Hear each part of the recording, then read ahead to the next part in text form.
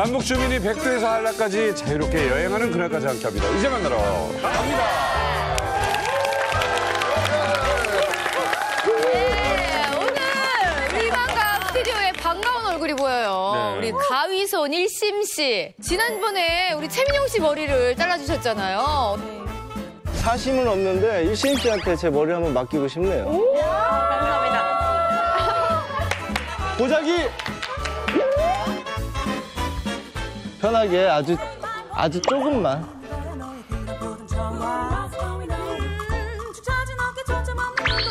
일심 씨가 처음에 어땠는지 모르겠는데 지금 가히 이 손놀림이 잘하시는 분이에요. 민영 오빠 머리를 좀 다듬고 좀 아쉬움 있더라고요. 제가 좀 더 잘해가지고 좀 기회가 생긴다면 더 예쁘게 멋있게 한 번 더 하고 싶어요. 짧게. 네. 더 밀었어야 되는데. 매짜게. 그렇죠. 아예 바리깡으로 그냥. 우리 일심 양의 그 가히 컷을 잊을 수가 없어가지고 다른 미용실 못 갈 것 같아서 오늘 미용실 안 가고 그냥 왔습니다. 감사합니다. 그리고 저번에 보니까 우리 일심 양이 미용에 소질이 있어요. 그래가지고 또 하고 싶은 일이 앞으로 미용 일을 하고 싶다고 그래가지고 배우고 싶다고 그래가지고 제가 기본적인 도구들을 제가 직접 말을 끝까지 들어봐. 직접. 뭔 얘기야?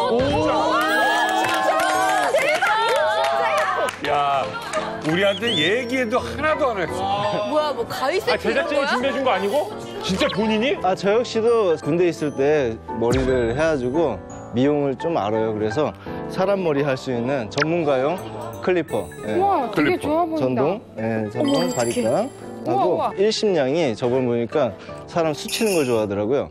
그래서 수치는 숫가위. 뭐야, 이거 웬일이야. 야, 장군님의 운에 눈물 좀 떨고야지. 대단하네. 이거 있어? 뭐야? 중국의 그 비단보다도 더 좋은 머리포. 아, 요 옆에 이렇게 하고 있는 거? 머리포. 예. 어머머머 어떡해. 그리고 이제 가위질 할 때 이제 가위질 할 때 이렇게 하고 이렇게 대고 하는 거거든요. 저기 민용아, 네. 너 지금 예물 전달하는 거야? 진짜? 형이 마지막으로 하나 더. 또 예. 있어? 우리 민용 씨? 와, 머리를 풀 수 있는. 완전 풀세트네, 풀세트. 이렇게 해서 우리 일심양이 미용 일을 할 수 있도록 기본적인 도구들을 제가. 그럼 이제 신랑으로부터 손가락에 끼워주는 그래. 야, 그 꽂아줘야지, 가위. 손에 진짜 이렇게 그래, 이거 좋은 아이디어다. 좋은 아이디어예요. 빨리 가서. 피아노 있는데 연주 좀 해주세요. 피아노 있는데 연주 좀 아이. 해주세요. 아이, 자, 해드려? 네, 연주 좀 해주세요. 뭐야, 진짜로? 1심이 나와야지. 와.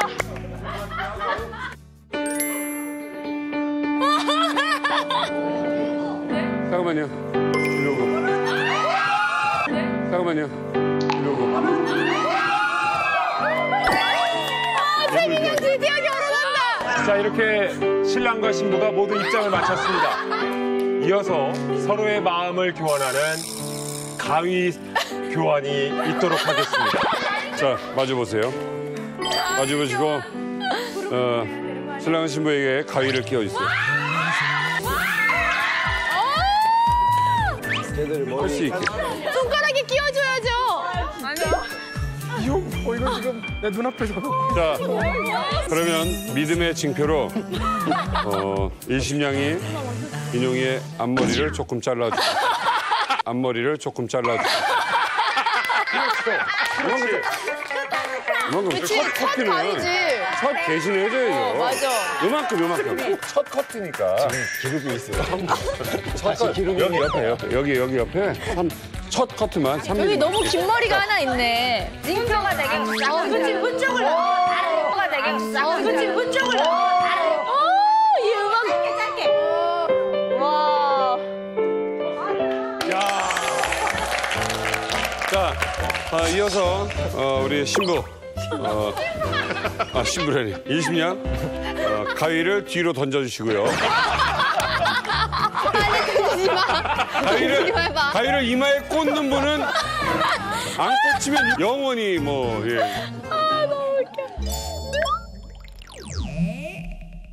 고맙다고 한마디 해야 될 것 같은데요. 감사합니다. 열심히 하겠습니다. 그래요. 고맙습니다. 갑자기 이벤트가 됐어요. 예. 자, 우리 피아니스트에게도 감사 말씀.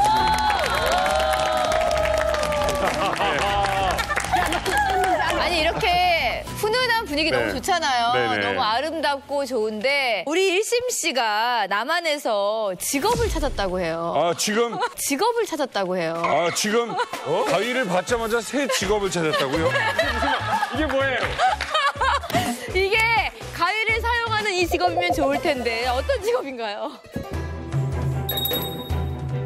짜잔, 짜잔, 병원입니다. 어머나 병원. 지금 표정 관리 안 뭐야? 이게 뭐야? 강의 선물했더니 돌아오는 게 이거야? 미용은 그럼 안 할 거예요? 이상해요 오빠. 아니요, 명 안 하는 게 아니고 단기 그냥 집에 넣는 것도 좀 그렇고 해가지고 그냥 하루라도 더 일하고 돈. 아, 성실해. 아, 성실해.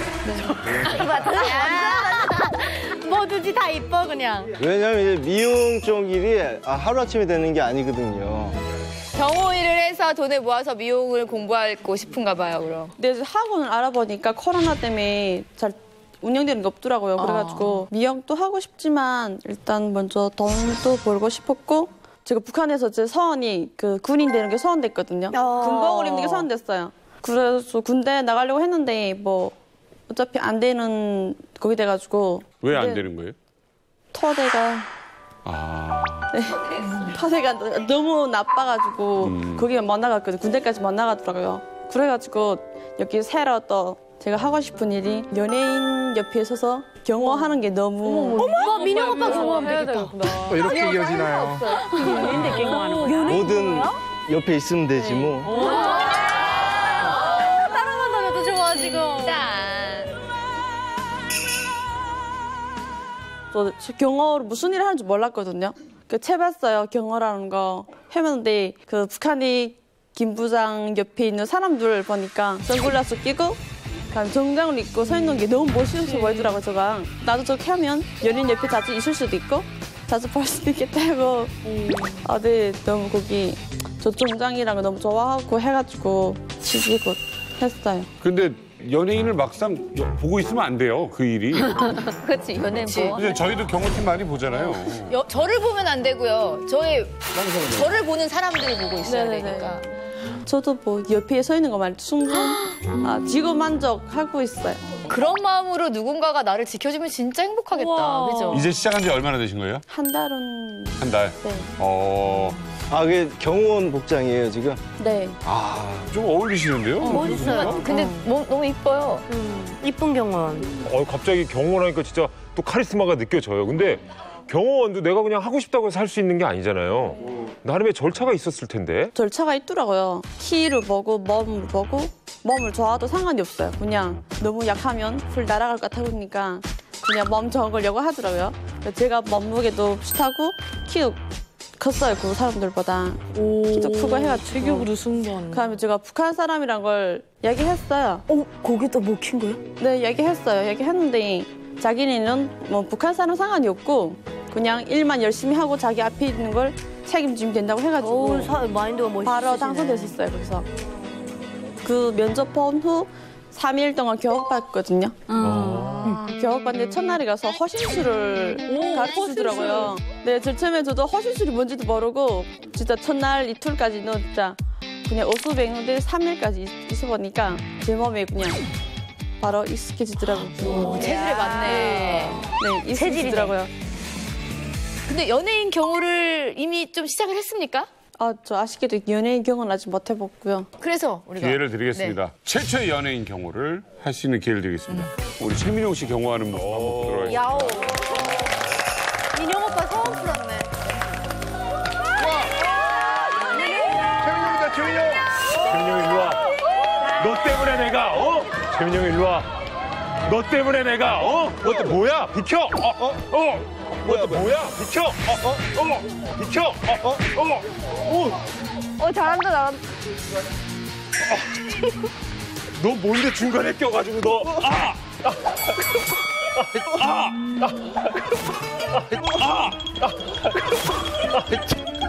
너 내가 한 번 너 일로 와. 너는 그래 너는 그래 발로 까치기 됐어요. 야.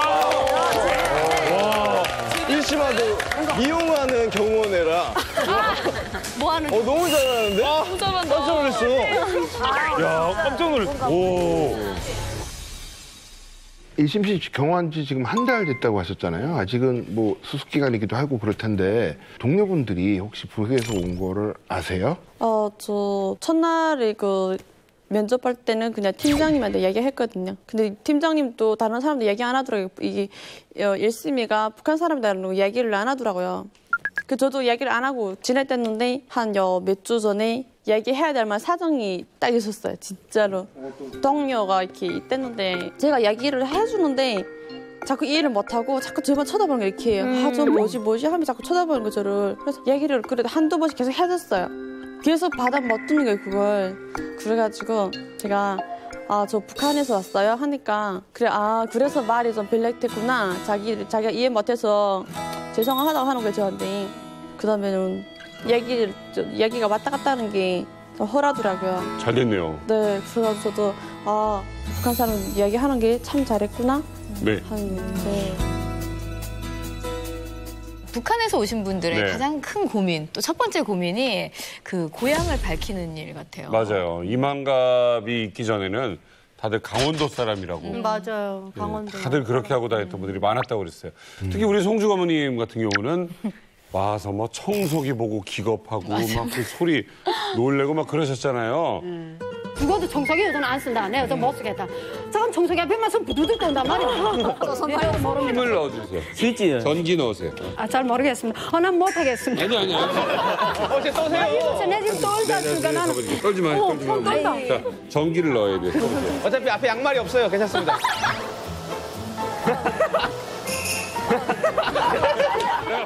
북에서 온 거 밝히는 거 어떻게 쉬우셨어요? 처음에는 아무래도 힘들죠. 그다음 우선 말을 안 했다. 제 말투는 완전히 알리지 않습니까? 그러니까 제일 처음에 식당에서 일할 때 손님들 막 바빠는데 나보고 저 홀에 음식을 갖다 주는데 항상 음식을 가져다 때는 주문하신 요리가 나왔습니다. 그래서 맛있게 드십시오. 맛있게 드시오. 이렇게 해야 되는데 저는 그 말이 익숙 안 된단 말입니다.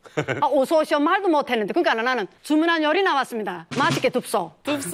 저는 그대로 생각 없이 말했는데 음식 받아놓고 그 사람들 내 앞에서 말 못하고 뒤에서 지금 내 턱 놓고 나오는데 수근덕수근덕 한단 말입니다. 그 제약은 말 안 하고 사장님 보고 저분이 어디서 왔는가 하니까 사장님이 북한에서 온 거니까 하여튼 그다음 더 말한다. 그래 그걸 한번 먹게 간 다음에 내가 이게 한국말을 좀 한번 좀 따라하는 방법에 대한데 한국말 따라 하려니까 완전 움찐 소리 난단 말입니다. 괴상한 소리. 괴상한 소리 난데. 그래서 제가 이제 아들하고 전화할 때 혹시 아들이 어머니 어디입니까? 하니까 나 집에 있어. 하니까 나 집에 있어. 하니까 집에 있어? 어머니 어디 갑니다. 아니, 그래서 연습은 한번 해보셨을 것 같아요. 연습해봤습니다. 한번 해볼게요.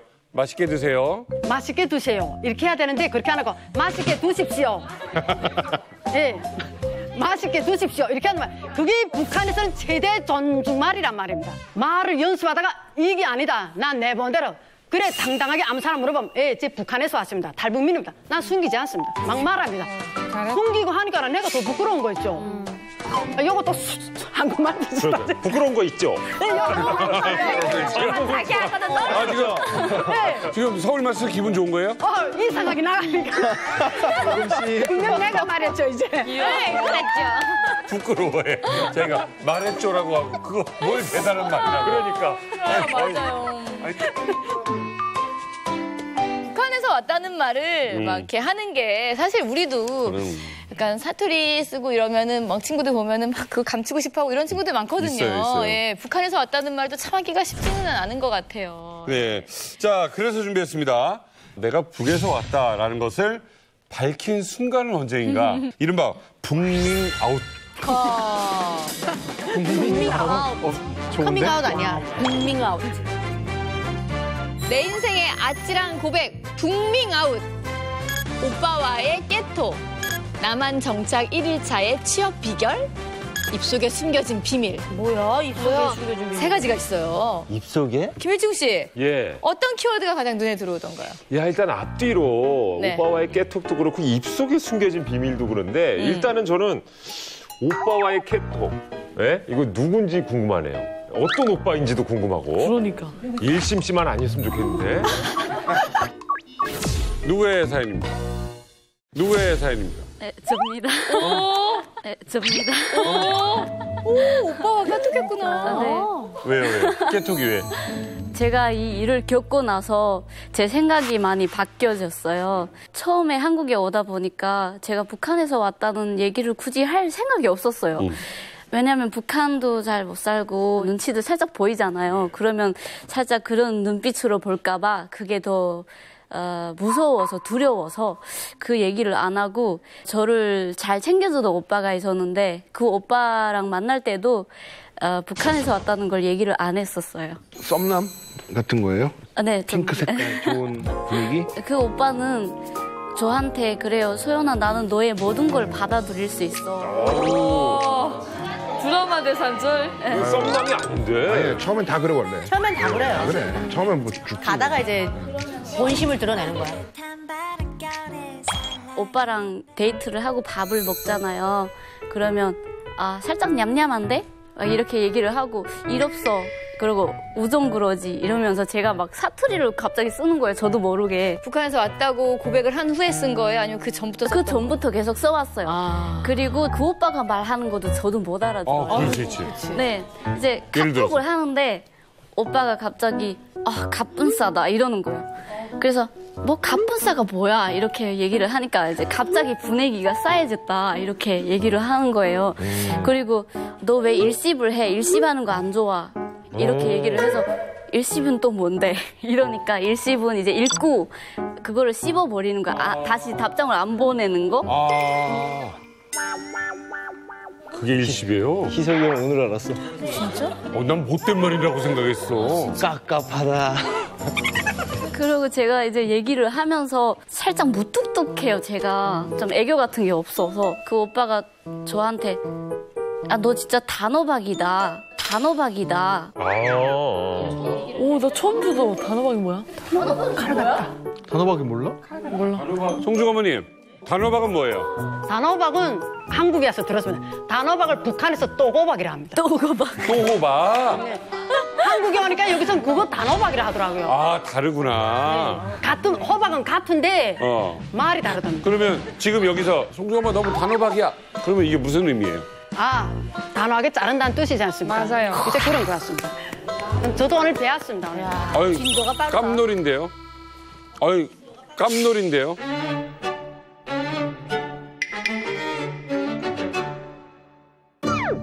그것도 제 압니다. 깜짝 놀랐다. 깜짝 놀랐다.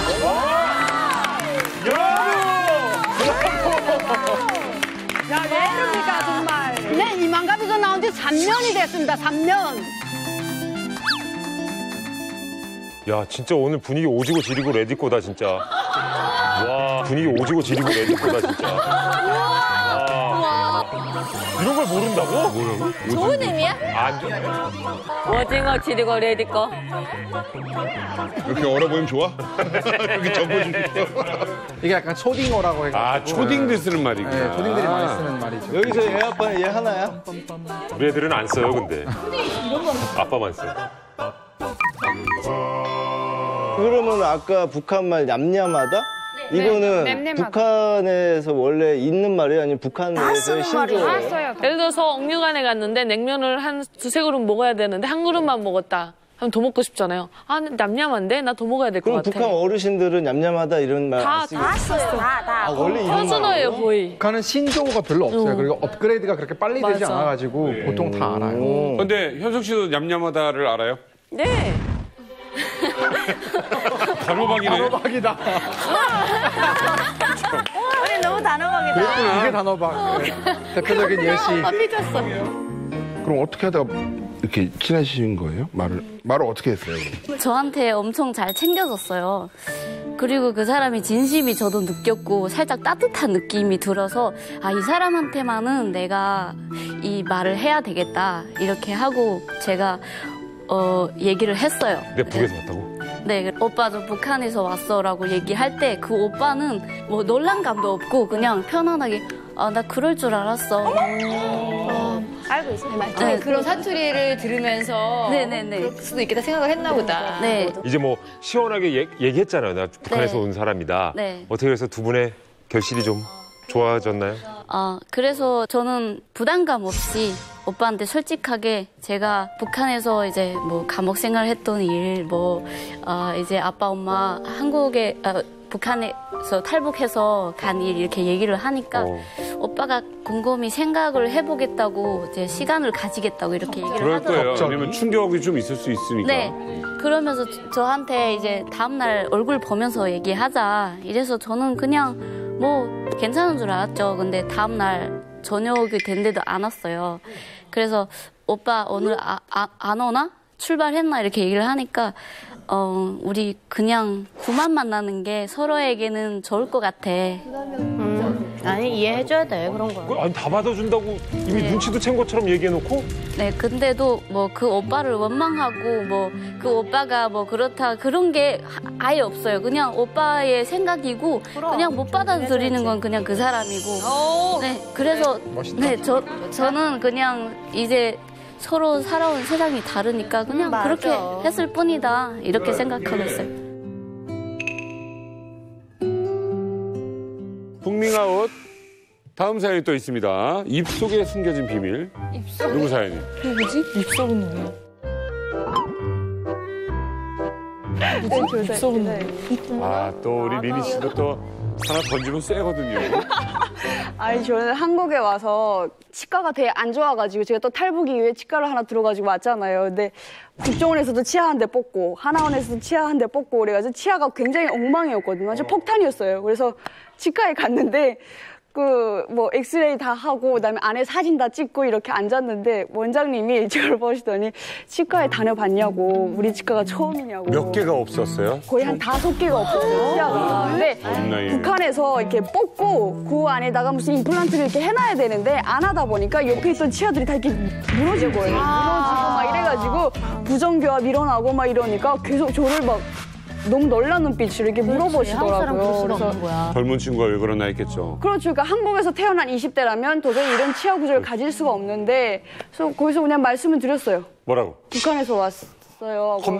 북밍아웃을 했구나. 그렇죠. 어쩔 수 없이. 솔직하게 말씀을 드려야지 그래도 치료를 제대로 잘 해주시니까. 그래서 북한에서 왔다고 말씀드리니까 네 하고 되게 쿨하게 아무 말도 안 하시더라고요. 그래서 그다음부터 갈 때마다 계속 그냥 치료 이렇게 해주시고 세일도 되게 많이 해주셨어요. 뭐 이것저것 뭐 혜택도 많이 주시고. 몇 년째 치료했어요? 저는 이만갑 나올 때도 그 교정하고 있었고 옆에 이거 위에 치아가 빈 상태로 나와가지고 제가 처음에 막 그 발음이 되게 좀 어눌했거든요. 안녕하세요. 저는 평양에서 온 나민이라고 합니다. 저희 이야기는 이만갑에서 얘기하려고 하니 모두 기대해 주세요. 아이 고맙습니다. 잘 오셨어요. 앉으세요. 방송 나간 다음에 갔어요. 치과에 갔는데 방송 잘 봤다고 갈 때마다 채널A를 이렇게 켜놓고 막 이만갑 보고 계시고 그러시더라고요. 아이고 원장님 고맙네. 네, 되게 많이 도와주셨어요. 송중 어머님 소문 들으니까 쇼핑하시다가 깜짝 놀랄 일이야. 작가님. 저기 뭐야 이렇게 속옷 살 때인가 뭐 옷 사러 갔다가 깜짝 놀랐다고 하던데요. 뭐 또 사건이 있구나 또. 귀여우셔. 제가 한국에 온 다음에 친구들이 모여서 제 생일이라고 저를 데리고 이렇게 서울에 구경 오면서 백화점에 지금 데리고 들어갔습니다. 근데 북한의 생일날에 남자들은 이따가 이제 담배, 나이타, 양말 이거 싸주는 게 있습니다. 남자들은 다. 그다음 여자들은 속옷을 잘 싸준단 말이에요. 생일 기념으로. 그러니까 친구가 저를 데리고 그 백화점에 데려가서 그 가슴띠 그거 좀 싸주겠다고. 야, 너 저기서 고르라 해서. 그래서 내가 색깔 골라서 저거 가지겠어 했단 말이에요. 생일 선물을 싸주겠다 해서. 그 판매원이 저보고 고객님 메이크업을 요구하시니까 메이크업을 요구하니까 저는 컵이란 말을 몰랐단 말입니다. 우리는 겁을 한국에 와서 제가 거부라는 거 알았단 말이에요. 우리 거부를 한단 말이에요. 맞아, 거부. 그래서 제가 아니 좀 거부가 필요 없고 접어달라고. 미용실 가도 힘들 것 같아요. 하나도 못 알아들을 것 같아요. 머리 하는데 여기서는 무슨 머리를 감아주겠다는 소리 제가 깜짝 놀랐단 말입니다. 샴푸. 네, 아니 머리를 이렇게 감아주더란 말입니다. 네. 북한은 다 자체로. 어. 거기서 너무 놀라서 머리를 왜 가? 그것도 남자가 파마하는 것도 쟤는 처음 봤고. 어땠어요, 기분이? 그거 기분을 생각을 했습니까? 지금 남자가 처음 와서 막 이러니까 신기하고 이상한데. 질문. 그 미장원을 또 찾아갔습니까? 고정기장한테서. 고정기장한테서.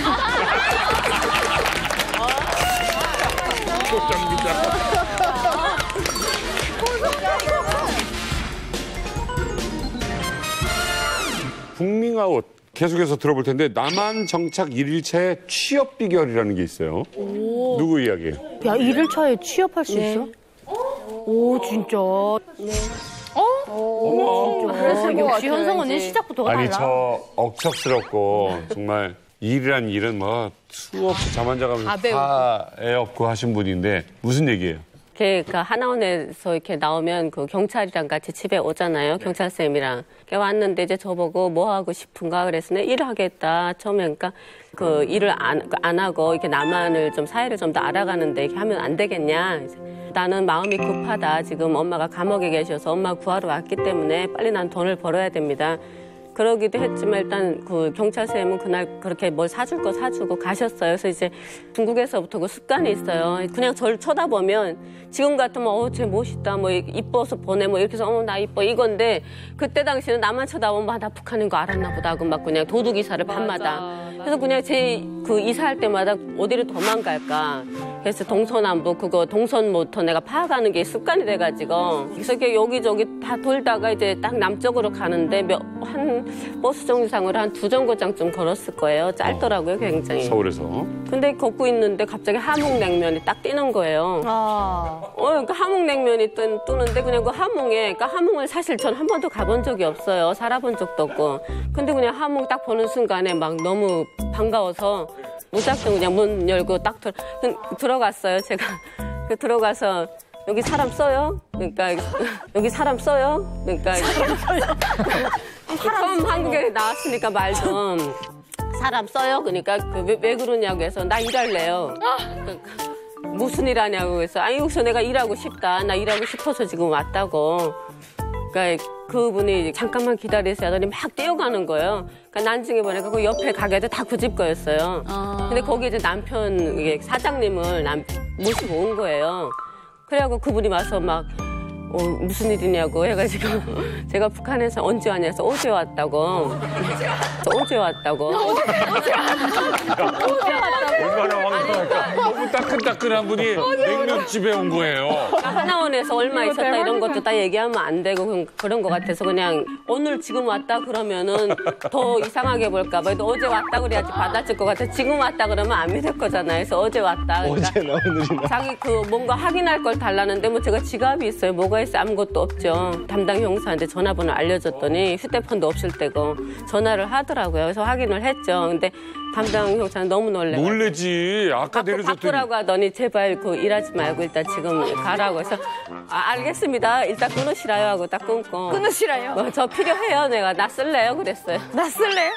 그러니까 식당 일 해봤어요. 이거 힘든데. 그래서 두만강도 건너왔는데 뭐 식당 일이 대수간 하고. 대수간?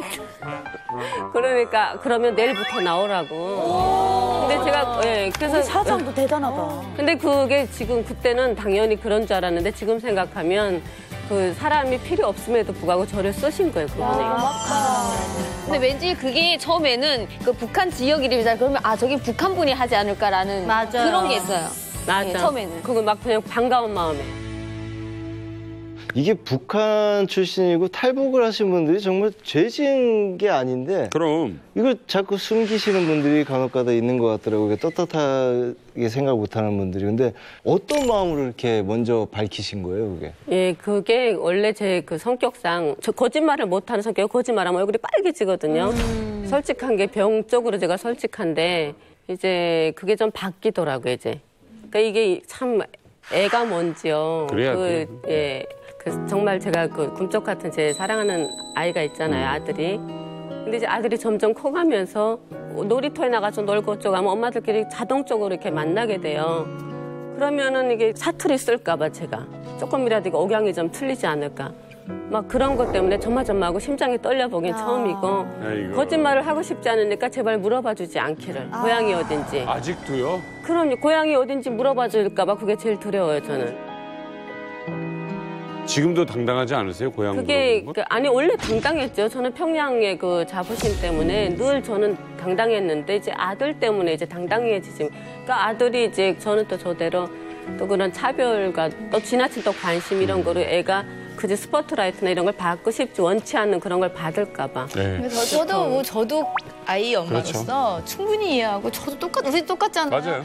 연예인의 자식이라서 또 그냥 지나가는 아이가 쟤네 엄마 연예인이야 막 이러고 지나가고 이게 멀리서 보면 참 마음 아프고 이런데 그래서 더 튀기 싫고 이렇지만 또 내가 다가가지 않으면 엄마들에게 내 아이가 또 혼자가 되니까 다른 엄마들에게 또 다가가야 되고 근데 솔직하게 다가가는 게 제일 가까워지는 비결이더라고요.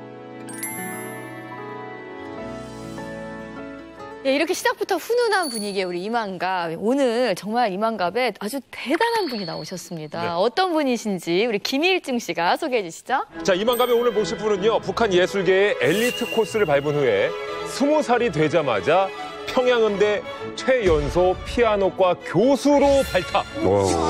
게다가 외할아버지 때부터 대대손손 내려오는 권력까지 가진 대단한 스펙을 가진 분입니다. 그런데 이렇게 완벽한 분이 왜 탈북을 했을까요? 그러게요. 그 주인공에게 직접 들어보도록 하겠습니다. 황상혁 교수님 이 자리에 모셨습니다.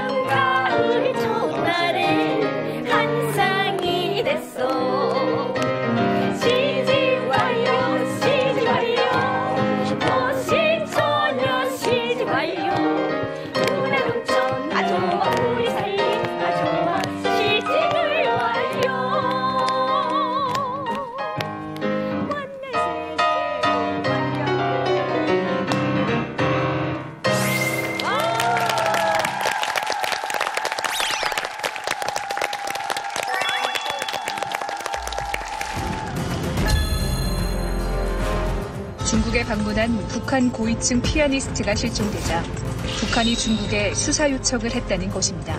대기 검거 작전이 황 교수님 한 분 잡자고 시행이 된 거예요? 리설주가 중국 정부에다가 나를 리설주가 와. 마음은 울고 있지만 사랑해서 감춰준다든지. 우와, 사실을 이렇게 들으니까 더 놀라워요. 그러게요. 사실. 네. 북한 내 상위 1% 고위층이다. 신뢰가 안 된다면 어떤 집안인지 좀 시원하게 좀 밝혀주세요, 선생님. 제가 제 고향이 철에서입니다. 고향이 처대서입니다. 초대소에서 태어났어요. 초대소.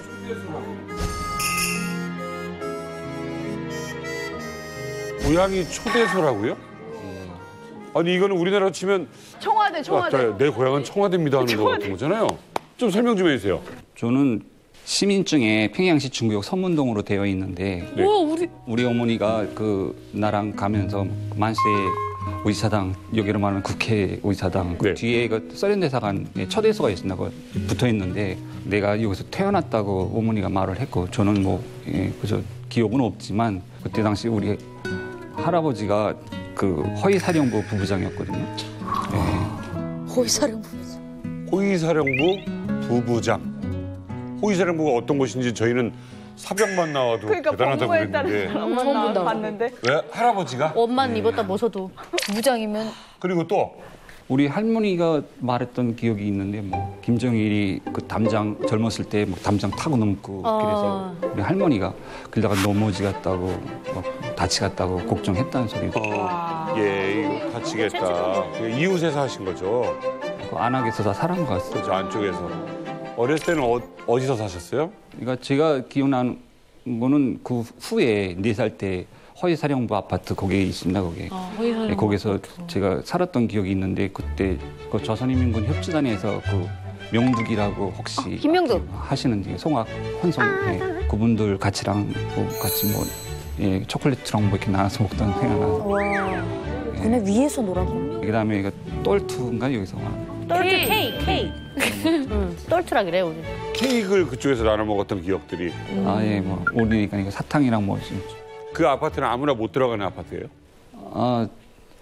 제가 4살 기억나는 거는 거기에 다 들어갔고. 4살 그렇게 때. 하고 권한의 행건이라는 말은 들었는데 제가 느껴보진 못했어요. 나 이런 거. 느껴보진 못했어요. 나 이런 거.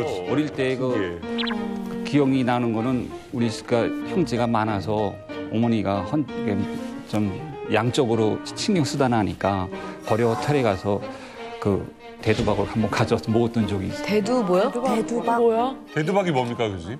콩 하다 남은 찌꺼기인가? 콩 기름 짜고 콩기름 짜고 남은 찌꺼기가 대두박. 그 대두박을 가지고 인조고기를 만드는 거예요. 맞아. 그래서 그치, 콩 그치. 기름 짜고 그 찌꺼기. 근데 그런 거를 잘 모르셨고 사셨구나, 어렸을 때. 저는 칡뿌리라는 것도 한국에 와서 먹어봤습니다. 그쵸. 거기서 어떻게 칡뿌리를 먹을까요? 아니, 많은 학생들 권한행위 있을 때 쉬약을 줘가지고 갔다 오느라고 해서 그때 칡뿌리 케어라는 말을 들었는데 저는 보진 못했고 여기 한국에 와서 시장 가니까 칡뿌리 줍인가 그래서 그렇죠. 한번 직접 먹고 봐서 어떤 건가요? 그래서 한국에 와서 봤어, 직접 칡을. 근데 이만갑 식구들이 듣기엔 어때요? 저 정도면 진짜 어마어마한 건가요? 그렇죠. 그러니까 이제 가족의 허위사령부 부부장을 했었고 이런 엘리트 계층들은 상위 1%죠. 그리고 아마 태어난 곳이 이제 약간 관저 비슷한 데인데 김정일의 툭각이 있고 또 중앙당 간부들이나 핵심 간부들은 다 보초가 서는 이제 그런 관저가 있거든요. 그러니까 거기서 태어난 것 같아요, 보니까. 그러니까 이거는 이제 상위 1% 이내에서 이제 하다 보니까 정말 북한에서 이제 초 엘리트라고 봐야죠. 자, 하나하나 이제 음악적인 얘기도 한번 여쭤볼게요. 황 교수님은 어렸을 때 몇 살 때부터 음악을 시작하셨어요? 저 9살 때 어머니가 평양 학생 소년궁전에 소년궁전? 피아노 서조 선생님한테 편지를 써가지고 저보고 가서 전달하라고 그때 가서 첫 시작이 그렇게 되었어요. 근데 이게 아무 엄마나 써서 갈 수 없는 거죠? 가도 선생님이 안 보세요. 써주셔도 되나? 하늘의 별따기.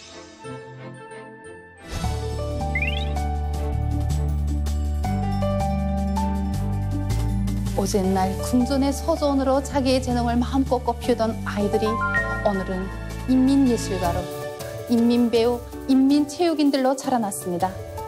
우리는 절세 위인들의 숭고한 후대간을 항상 자각하고 조국의 미래를 가꾸는 원내사답게 나라의 훌륭한 인재들을 더 많이 키워내는 밑거름이 되겠습니다.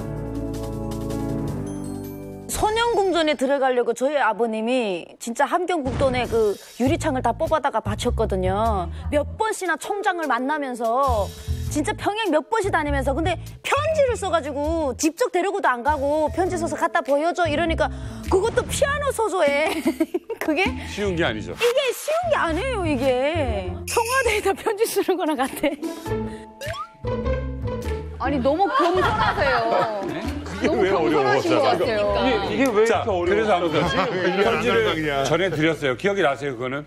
우리가 때가 어릴 때니까 그때가 소학교 3학년 집에서 가까운 거리에서 공부만 하다가 선영궁전이라는 그 중구역 일백화점 거기 있으니까 승리역가 아무래도 버스랑 타고 전철이랑 타고 가니까 새롭잖아요.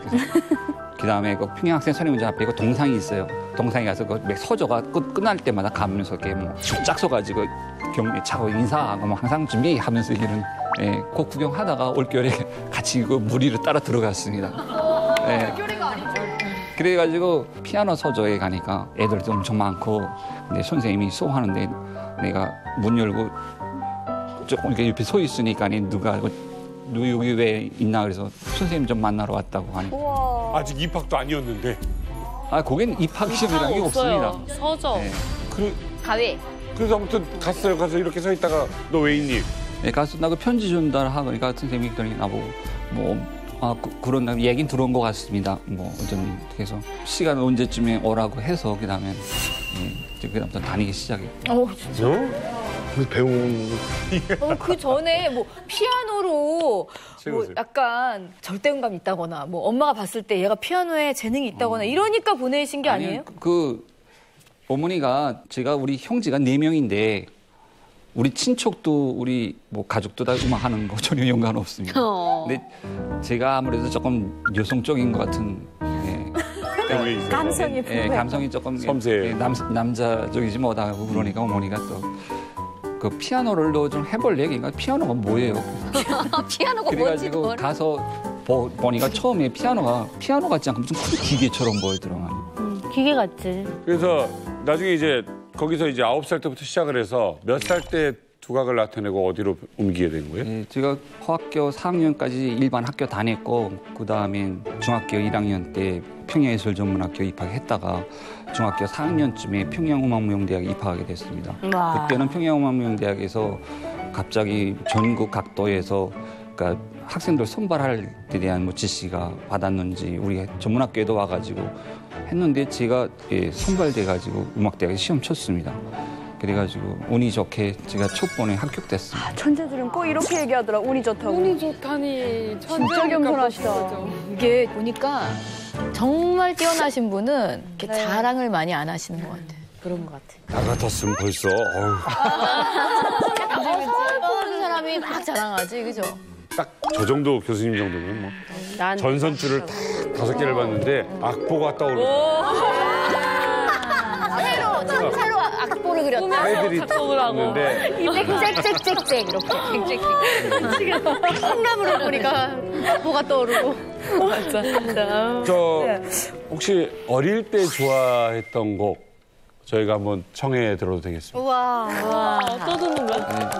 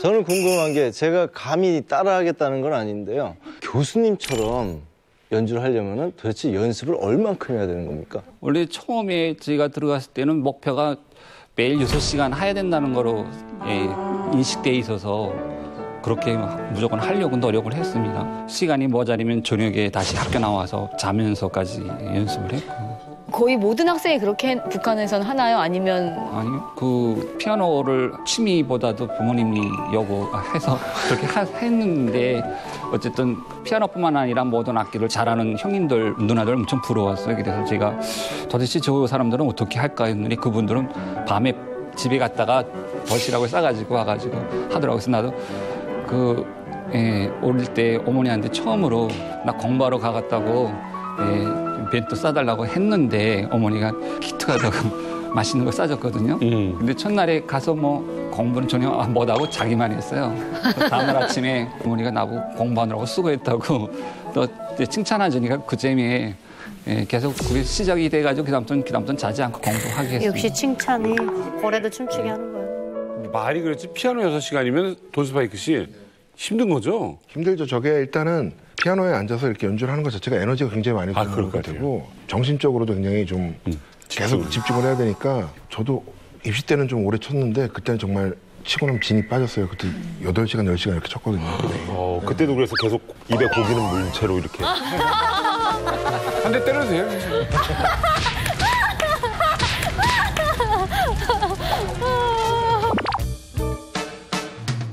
이번에는 20살에요. 평양음대 교편을 잡게 된 우리 교수님의 이야기를 들어볼 건데요. 교수를 어떻게 시작하게 되셨나요? 우리 그때 피아노 강사장님이 김진호라고 김일성 가게 친척이에요. 강양구 동지 며느리라고 하는데 그분이 그러니까 어쨌든 저를 그러니까 원래 우린 9월 달에 졸업하는 게 원칙인데 저는 2월 달에 미리 그러니까 교원으로 배치했습니다. 그래서 교원으로 된 상태에서 9월 달에 학생들과 같이 졸업시험 쳤습니다. 그런 경우가 가끔 있어요? 처음입니다. 우와, 이런 경우도 있구나. 이게 좀 설명을 드리면은 이제 북한은 18살에 대학을 들어가잖아요. 그러면 졸업할 때 되면은 23살에서 24살쯤 돼요. 이분 같은 경우에는 20살에 된 거잖아요. 그러면은 한 2년을 조기 졸업하신 거예요, 거의. 그리고 조기 졸업하고 그다음 교원으로 받았다는 건 실력이 그만큼 이런 게 수학계도 있거든요. 굉장히 천재 애들이 이제 빨리 대학에 들어가고 빨리 졸업을 하고 빨리 교수 타이틀을 다는 케이스가 이제 김일성 종합대학의 물리학부나 이런 데 있거든요. 그래서 아마 그런 케이스라고 보시면 될 것 같아요. 근데 그 강의하셨던 평양음대가 그 북한 내에서 굉장히 명문대학이라고 그러던데 그게 얼마나 음악적으로 또 대단한 곳이에요? 북한 안에서는? 음악에서는 북한은 유일한 대학이 하나밖에 없습니다. 이전에도 그렇고 지금도 앞으로 북한의 음악계에서 덕창가, 덕주가, 전문 그 사람들은 다 음악대학 출신들입니다. 100% 음악의 최고 범위. 지금 이번에 한국에 와서도 그 삼정관악단 장영식 지자를 비롯해서 윤범주 다 음악대학 출신들이고 한마디로 북한 음악의 원종장이라고 할 수 있습니다.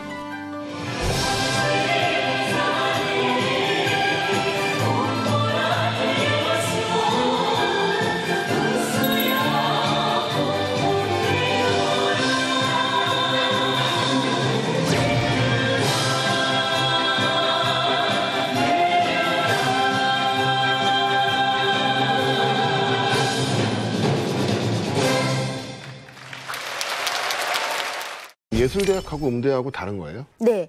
이제 평양음대는 하나밖에 없습니다. 평양에 하나밖에 없고요. 네. 그리고 각 도마다 또 예술대학이 있었어요. 저번에 나왔던 성악하신 분은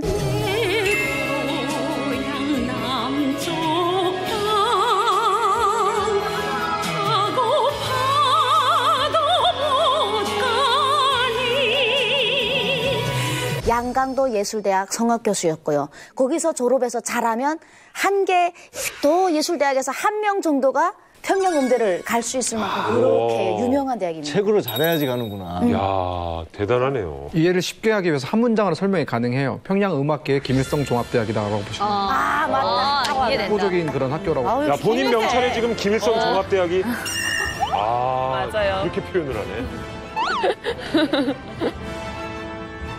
야, 아니 그럼 그렇게 대단한 음대, 평양음대에서 심지어 교수까지 하셨으면 권력이 어마어마했을 것 같은데요? 네, 아까도 제가 얘기하다시피 도예술대학교 교수님만 해도요, 덕급의 권력을 다지고 있어요. 그러면 평양음대면 전국적인 범위에서 권력을 쥐고 있다고 보시면 돼요. 그리고 또 이 음대 교수님들이 해마다 전국 독창독주 공연이 있거든요. 그 경연에 나오셔서 심사를 보셨어요. 근데 이분들의 심사에 따라, 짝대기에 따라 진짜 꿈나무가 크느냐 밟히느냐 문제도 있고요. 유학도 보낼 때 이 선생님들이 추천서가 없으면 못 갑니다. 그래서 이게 보통 힘이 아닙니다. 진짜 정계, 경제 다 합해서 평양음대 교수하면 모든 권력을 다 쥐고 있다고 보시면 됩니다. 예, 그러니까 이제 지금 북한 권력의 뭐 2인자, 3인자가 다 예능계 출신 아닙니까, 지금. 이설주, 김정은 부인도 이제 뭐 성악을 했고, 또 이제 현송월도 성악을 했는데, 이게 음악이라는 게 사실은 정치의 1번지거든요. 그러니까 한번 김정일이나 김정은이 눈에 딱 띄게 되면 바로 출세할 수 있는 그런 코스이기 때문에 아마 이제 음대에 가서 정말 출세하려고 하는 많은 분들이 있죠. 그러니까 뭐 뇌물도 들어갈 테고, 또 이제 권력과의 어떤 인맥관계도 굉장히 클 테고, 그러다 보니까 음대 교수이지만 저는 막강한 권력까지 가지고 있지 않았을까 하는 그런 생각이 듭니다. 네. 예. 야, 진짜 상상이 안 가는데 20살에 교수가 되시고 아이들을 가르치니까 어떠셨어요? 그러니까 제가 맨 처음에 수학반 1학년부터 받았는데. 아, 어린아이부터? 예. 그러니까 그 전에 경상유천이라는 음악 유치원 과정을 또 걸쳐 나가니까 애들이 다 그야말로 천재들이에요. 뭐 어떤 아이는 그러니까 피아노 눈 감고 다 알아맞혀요, 건반. 그다음에 소나티네에게 치면 배우지도 않고선 그대로 치더라고. 타고난 거네, 그럼. 네, 진짜요.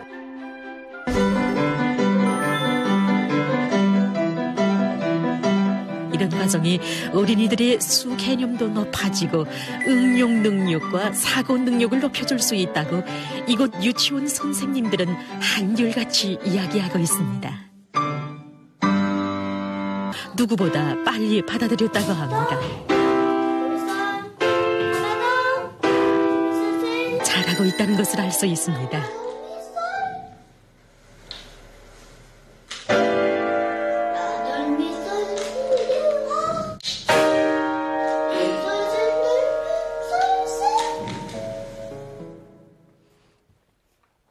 너무나도 쟁쟁한 아이들이 오다 나니까 그 수준이 다 똑같아요. 그런 아이들이 이렇게 막 엄청 많이 왔는데, 그러니까 거기서 누가 잘한다, 못한다 그런 평가를 못 내리고, 걔네가 이제 한 4학년쯤 올라가서 이제 예과로 넘어가지고 차이 나는데, 그때는 그 걔네들이 잘못이 아니라 배아준 선생님 잘못으로 평가됩니다. 그러니까 맨 처음에 여기가 개원했을 때 우리 김준호 강사장님이 자기 친인척들 중에 중앙당 조직부, 선전부의 그분들 자녀들 다 나한테 맡겨주더군요. 네, 그래서 제가 재미난 웃으면서 얘기를 한다면 드디어 아니 그게 아니라 어린이들 너무 귀엽잖아요. 네. 아이들 그야말로 다 귀여운데 진짜 말 안 들어요. 너무나도. 그러니까 뭐 그야말로 무서워가지고 그 신발장 근처에서 딱 선생님한테 감히 다가서 못 쏘는데, 우리 내가 배웠는 애들은 그런 거 다 무시하고 하다라니까.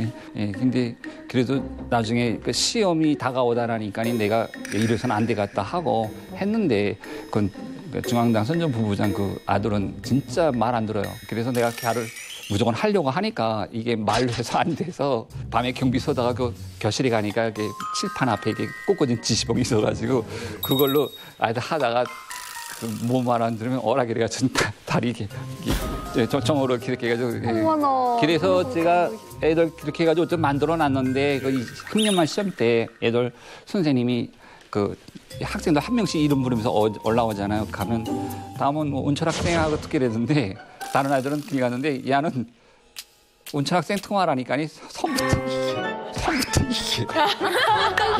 그러니까 너무 도대체 저 학생은 어느 선생님이 배워줬어요. 그런 정도로 하던 내가 내가 그렇게까지는 안 그랬는데, 근데 걔가 너무나도. 걔 아버지가 누구? 네, 중앙당 선전부. 선전부. 높은 직이죠? 엄청난 거예요. 중앙당 선전부 부부장이면 거의 뭐 하늘에 있는 자리죠, 그 자리는. 그 정도 위치면 지금으로 치면 누구예요? 김여정이잖아요. 김여정이 선전부 부부장이었다가 지금 조직부로 옮겨갔어. 엄청난 데네. 엄청난 데야. 못 때리네. 나 같으면 그래. 이렇게 회초리를 가져와서 일로 와. 너가 이런 건 내 잘못이야. 때려. 날 때려. 때려. 어디서 많이 들은 얘기인데 이거. 나를 때려라. 나를 때려라. 내 잘못이다. 거의 그런 사람 자식을 선생님들이 잘 때리나요? 저는 손 떨려서 못 때릴 것 같은데. 손 떨려서. 근데 그 어머니는 자기네 아이가 잘 때만 가만히 있기 때문에 때려서라고 시켜달라고. 허락을 받았구나. 교수님 걔 때문에 탈북하신 거 아니에요? 맞네. 그럼 어떻게 가르치던 학생들은 교수님 방침대로 잘 따라오던가요? 그러니까 진호 선생님이 나한테 아이를 맡겼는데 부모님들은 금방 20살 졸업한 아이가, 그러니까 선생이, 아이 같은 선생이 우리 아이를 잘 키울까 했는데 점수가 상당히 여자애는 1등하고 남자는 2등해서 어쨌든 그래서 역시 진호 선생님이 자기가 잘 권했다고 했습니다. 교수님 그 평양에 계셨을 때 공연 많이 하셨을 것 같은데 공연은 어떻게 주기가 궁금해요. 저는 한국에서는 대학 교수님들이 교수도 하면서 연주 활동을 많이 예술의 전당에서랑 하지 않습니까? 근데 북한은 그런 게 아니라 교수는 교수만 하고 연주가들 또 연주만 하고 기껏 한다는 게 성발패라고 분기에 한 번 하고 그다음에 5월에 대학에서 한 번 그런 상황인데 학생 때는 어디서 연주를 해요? 대학에 있을 때 최여동생 발표해서 해마다 거기 했고 그다음에 제 주변에 우리 동창들도 다 부모님들이 다 음악관의 집들이에요. 지금 삼정관현악단에도 있고 공원급장 합창단에도 있고 어쨌든 지금 제일 잘 나가는 데서 연주 그야말로 악장 겸 톱으로 활동 엄청 하는데 그때 걔네들하고 같이 음악을 하면서 많이 세계 음악도 접하고 피아노만 계속 독주고만 하면 그릇이 좁아집니다. 그래서 이렇게 안삼블 많이 해서 음악이 폭이 커지고. 황상혁 교수님의 교수생활 20년을 쭉 이렇게 돌아보면 여러 곡들이 떠오르실 텐데 어떤 곡 하나로 이렇게 나를 표현한다라고 하면 어떤 곡이 떠오르십니까? 여러 곡이 많은데도 제가 이제 한국에 오다 나니까 아무래도 제가 가족이 그립고 제가 좀 처지가 좀 너무 그런 서로 우울증이랄까 그러게 해서 계속 지새지만 하다가 평양의 밤하가 저한테 계속 있다 보면 계속 자주 칩니다.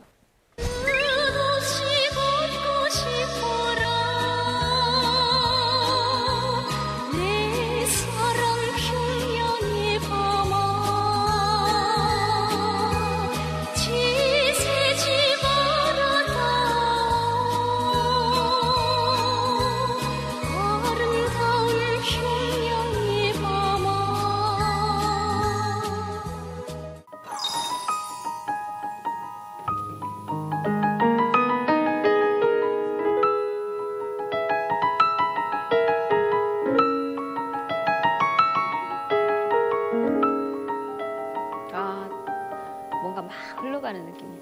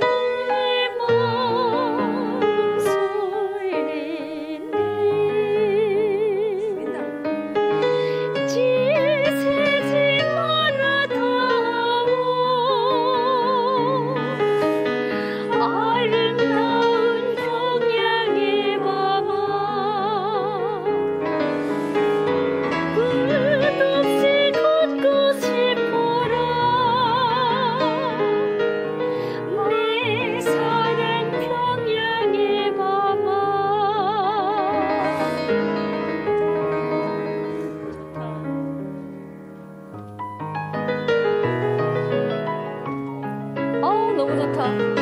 평양을 거니는 느낌이야. 진짜 생각 자꾸 나네.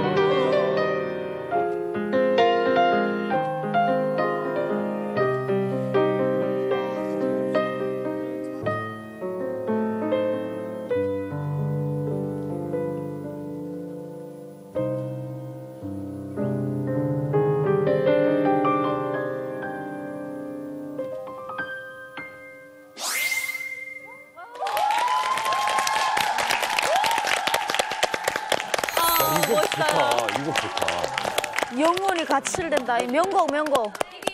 남인희 씨, 이 노래를 대한민국에서 이렇게 듣게 됐어요. 네. 예전에는 TV 항상 끝날 때마다 나와가지고 그냥 이 노래만 나오면 안 듣고 TV 끄고 잤거든요. 맞아. 이렇게까지 특히 뭘까 감동 있게 들으리라고 생각을 못했었어요. 맞아. 그냥 뭔가 끝맺음을 의미하는 노래라서 저한테는 좀 슬픈 의미도 있었는데 여기 한국에서 이렇게 이만갑에서 그것도 평양 음대 교수님이 연주해주는 지지지 마라 너 평양의 밤을 이렇게 들으니까 와 잠깐 그냥 고향으로 갔다 온 기분이었어요 정말. 저도 이 노래 여기서 몇 번 이렇게 들어봤지만 오늘은 정말 감정이 맞아요. 제가 이렇게 안 가본 평양이 느껴질 정도였어요. 희진 씨 어땠어요? 이 선율을 듣는데 소름 돋을 정도로 막 우리 집이랑 대동강이랑 이게 하나하나 다 보였어요. 제 눈앞에.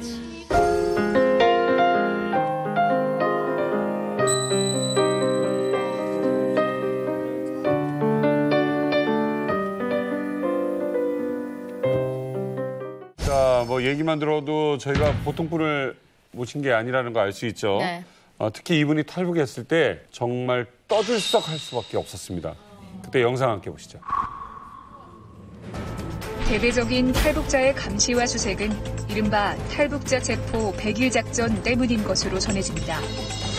중국에 방문한 북한 고위층 피아니스트가 실종되자 북한이 중국에 수사 요청을 했다는 것입니다. 탈북 당시에 굉장히 큰 화제를 몰고 왔던 우리 황상학 교수님. 그래서 준비했습니다. 황 교수 실종 사건의 의혹들. 네, 뭐 이 내용들이 바로 황상혁 교수님이 탈북할 때 각종 매체에서 보도됐던 그 의혹들입니다. 일단 리설주와 의문스러운 관계다.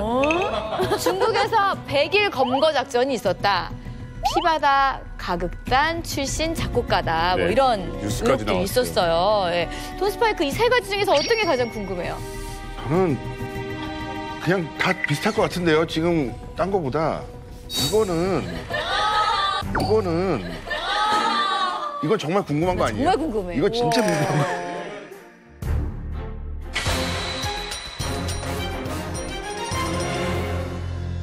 탈북을 해서 한국 대사관에 들어가서 첫 질문이 이설주 스승이었나 물어봐서. 오, 이설주가.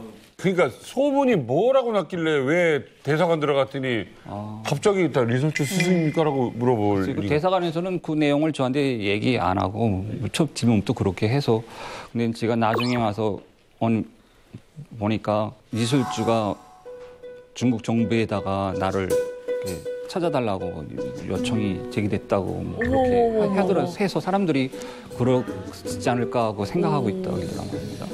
리설주가 와. 리설주는 왜 직접 그렇게 요청을 했을까요? 제가 탈북 당시 김정은 시대가 딱 들어선 시작이라서 그때 리설주가 남편을 도와준다는 걸로 해서 좀 그런 것 같은 생각 듭니다. 교수님, 마음은 울고 있지만 사랑해서 감춰준다든지, 예? 정말 뭐 이런 거짓말 시원하게 한번, 예? 진짜 아무 관계 아닙니까?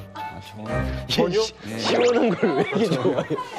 너 왜 이렇게 시원한 걸 좋아하냐? 전 한마디로 억울합니다. 스승과 제자 사이도 아니신 거예요? 한마디로 억울합니다. 그러니까 이제 그 김정은 집권해가지고 이제 2013년도에 그 장성태 사건이 터지면서 엄청나게 이제 막 있었는데 그때도 중국에 나갔던 많은 분들이 도망을 쳤어요 그때. 근데 또 그 다음 해에 운하수학단 또 채용 사건이 발생합니다 그때. 그래가지고 이제 아무래도 그 운하수학단은 이설주의 어떤 소속돼 있던 곳이기 때문에 아마 예능 쪽에 아마 관심이 있었고 좀 관장을 했을 것 같아요. 그런데 이제 평양 음대 교수가 이제 갔다 그러면 아무래도 다 이제 건너 다 아는 사람들이기 때문에 아마 처음에 관심을 가지고 딱 찍어서 이렇게 한 것이 아닌가. 이설주가 탈북민 검거에 콕 집어서 누구를 데리고 와 이렇게 하는 거는 정말 대단한 분이 아니시면은 예, 그렇게 이름이 나올까요? 그렇게 실명이? 그러니까 이제 뭐 엄청난 그런 이제 정보가 있고 또 이제 북한의 상위 1%에 연관된 그런 거기 때문에 굉장히 민감하게 반응을 했던 것 같아요. 이렇게 이설주와의 관계설 때문에 또 다른 의혹이 있었다는데요. 바로 중국에서 100일 검거 작전을. 강철환 대표님, 이건 무슨 일인가요? 그러니까 그 당시에 이제 많은 고위층들이 탈북을 했는데 특별히 이제 그런 북한의 상류층 또 이제 음악계통은 이제 다 그 이설주나 뭐 이런 현송월에도 연관된 그런 거 아니겠습니까? 그러니까 이제 많은 정보가 새겠죠.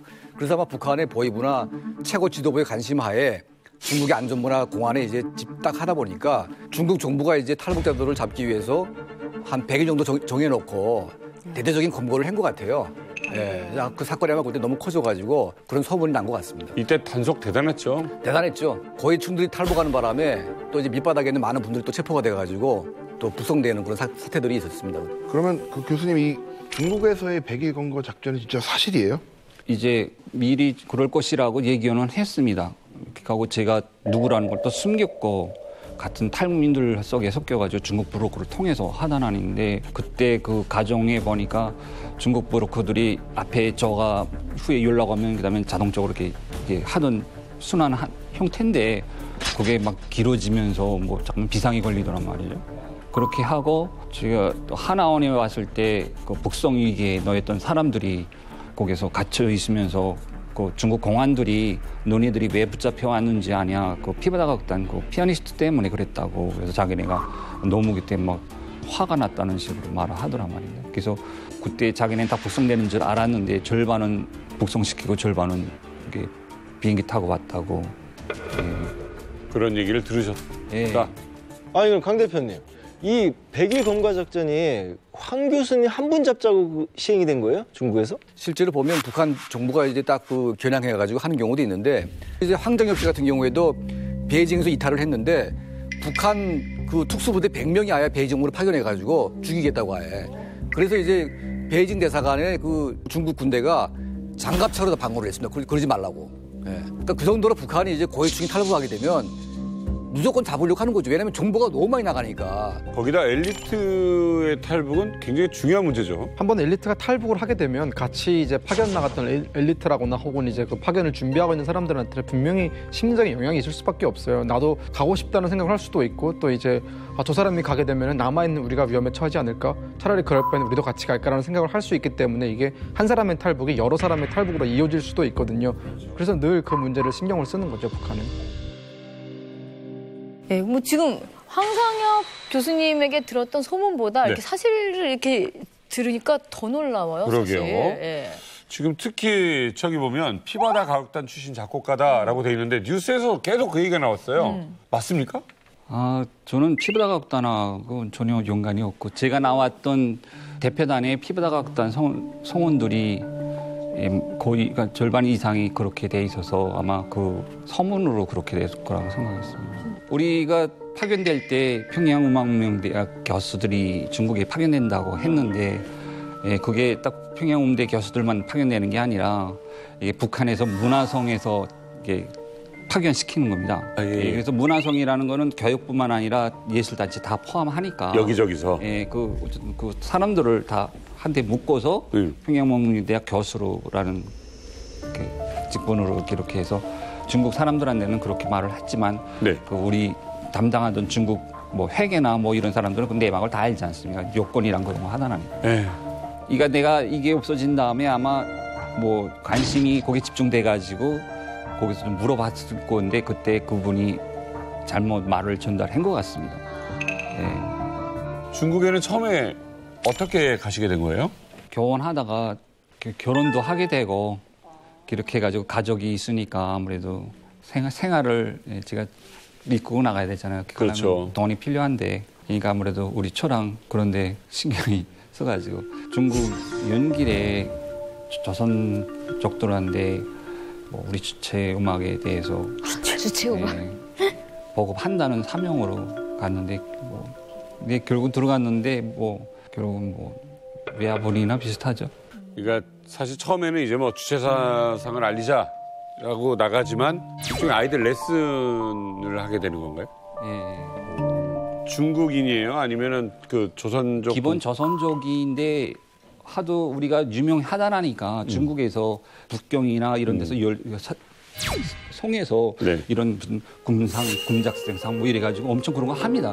그렇게 하면 우리가 연길의 애들 엄청 동수막게 리뚱이도 금상 타오고 하면 뭐 지방에서 어떻게 이렇게 잘하는 아이들 있나 해가지고 가면 이게 북한에서 교수님들이 왔다고 하니까 그 입소문이 나가지고 막 한족들까지 막 길을 쓰고 하갔다고 합니다.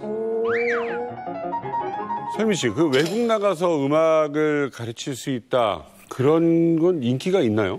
뭐 대단하죠. 솔직히 독국 대학 교수들은 못 나가요. 이렇게 높은 평양 음대 이런 교수님들이 나가는데 이 교수님들한테서 이제 연기일 예술학원 애들이 배워요. 조선족 애들이 배우다가 얘들이 졸업하고 다시 북한으로 나와서 또 배우고 있어요. 북한 음대로 다시 유학 나와서 배우는 애들이 있어요. 그 선생님이 너무 잘 가르쳤는데 그 이상이 없대요. 그래서 다시 나와 배웠다가 들어온 애도 제가 만났어요. 처음에 나갔던 게 몇 년도에 나가셨죠? 저 2003년도에 나가서 2006년도에 들어왔다가 그다음 다시 2011년도 1월 달에 나갔어요. 그러면 4, 5년 동안 못 나가고 있으니 좀 원래 외국 사업 한 번 나갔다고 하면 3년내는 외국 못 나갑니다. 네, 맞아요. 아, 그래요? 사상 또 빨갛게 만든 다음에 내보내는 거예요. 모든 경우에요? 네. 혁명 사상으로 빨갛게 만들어야지. 궁금한 게 그렇게 해외 파견 나갔던 사람들 3년 동안 못 나가게 하고 사상 무장을 다시 시킨다고 하잖아요. 희신 씨는 경험이 있잖아요. 그때 사상 무장이 다시 되던가요? 해외물을 먹어보고 난 후에? 그게 잘 안 되죠. 그래서 버 의원이 항상 했던 얘기가 근데 저국은 한 달이면 너희를 벌레 모습을 찾아줄 거야. 근데 말이 그렇지 잘 안 돼요. 그치. 그러니까 애들이 한 번 나갔던 애들은 계속 뛰쳐나가려고 하고 어떻게든지 나가려고 노력을 하게 되는 것 같아요. 교수님, 이제 중국에 가서 막 이렇게 했어요. 근데 애들이 잘해. 소문은 나. 그래서 막 사람들이 막 배우겠다고 막 오면 당국에서도 좋아할 것 같은데요? 예, 그래서 뭐 제가 그래서 또 두 번째로 나간 거 됐습니다. 저랑 반대 경우네요. 저는 그 커치를 했잖아요. 근데 그 커치 협회에서 그 유럽 그 일했던 것에서 북한에 편지까지 보냈어요. 저를 위해서. 이 사람을 여기서 우리가 커치를 전문적으로 쓰겠습니다. 그러니까 북한에 들여보내지 말라는 편지였거든요. 근데 오히려 북한에서 저를 나쁘게 생각했어요. 거기는 어떻게 하나 남아려고 너 버티고 있구나. 그래서 오히려 더 들어오라는 통보를 받았었어요. 오히려 인기 많은 선생님은 더 네, 오히려 주의하고 자본주의를 감시하겠네요. 더 좀 빨아들인다고 생각을 하더라고요. 황 교수님은 그런 건 없었어요? 그쪽에 좀 이렇게 너무 잘 나가다 보니까 감시한다든가. 이제는 끝나고 집으로 들어갈 때쯤에 그 우리 대표단에 버 의원이 있습니다. 버 의원이 어디든 다 있구나. 어디든 그만 이제 돌아가야 될 사람들을 만나서 뭐 이야기도 하고 그래서 그게 응당우리 했는데 저에 대해서 계속 다른 사람들은 안 그랬는데 저에 대해서 여러 번 그러니까 저해한다는 말을 들었고 제가 그때 그러니까 두 번째까지 나오다 나니까 한국 사람을 또 만나 접촉하게 됐고 아이고야. 그러니까 그게 혹시 버의원에서 그거 느끼지 않았을까 하는 두려움에 해가지고 엄청 긴장돼 있었습니다. 그런데 제가 뭐 북에 들어가서 뭐 자수하려고 생각하니까 어쨌든 자수 하면 좀 괜찮겠나 하는 생각도 없지 않아 있고 근데 제가 이때까지 경험으로 놓고 보면 대학에서 한국 사람을 뭐 접촉했던 사람들은 말로가 엄청 나쁩니다. 예. 어떤 한국 사람이었어요? 제가 알기로는 그 목사라고 위험하다. 하필이면 목사. 이거는 너무 엄침없이 용서지. 뭐 목사라는 건데 이미지가 조금 그런데 막 그분은 막 우린 장애인들을 막 이렇게 많이 배려해 주시고 막 그렇게 좋은 분이라고 그래서 그렇게 했는데 이 사람이 뭐 목사인지도 정확한 건 그저 얼핏 들었는데 그저 북한식으로 생각해서 정부 사람인 줄 알았어요. 근데 어쨌든 이 사람 접촉하고 내 개인 상황도 말을 했는데 가족 상황에까지 뭐든 디테일한 것까지 그 사람한테 다 말을 했는데 갑자기 뭐 나보고 외국에 삼국에서 받아주겠다고 뭐 그렇게 해서 삼국이면 그게 제일 편안할 것 같아요. 한국은 제가 오려고 생각을 안 했습니다. 저를. 그러니까 가족들 다 다치고 그러니까 삼국에 가면 현실적으로 제가 삼국에서 없어진 사람들 가족들 보니까 대체로 문제가 크게 한국하고 달라서 그렇게 시작을 했는데 거기서 뭐 말을 한 게 4개 나라에서 받아주겠다는데 뭐 한국, 영국, 일본, 미국이라고 했는데 제가 제일 안전한 건 미국이라고 생각했습니다. 후에 와서 보니까 그게 다 삼국하고 뭐 약속된 게 다 제가 그 사람 말하고 현실하고 저는 틀렸습니다. 세상에 나쁜 목사네. 가족들이 가장 그리울 때가 언제세요? 추석날이. 추석날이 진짜. 추석날. 가족들 사진 일체가 자기가 이런 거 다 경험이 있으니까니 그 하나도 다치지 말고 그렇게 해야지 행방불명 처리돼서 그렇게 한다 그래서 나도 그렇게 해서 사진 한 장도 못 가져왔어요. 정말 많은 그리움이 있으실 겁니다. 그 가족들을 그리면서 마지막 연주를 좀 부탁을 드려도 되겠습니까? 네.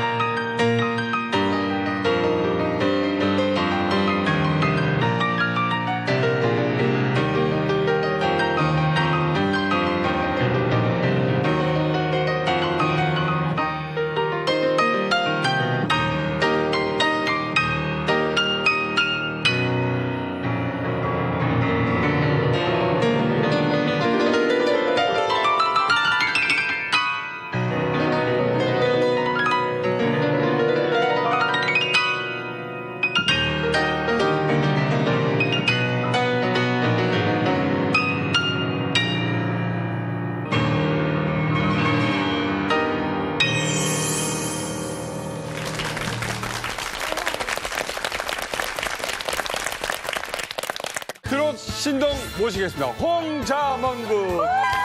내가 바로 홍자먼이다. 이장님께서도 완전히 스타 다 됐다고. 야, 너 서울간 이렇게 됐네. 다른 영화를 찾아봐야 돼. 내야? 이런 한승만 놈 나가라고. 나가라고.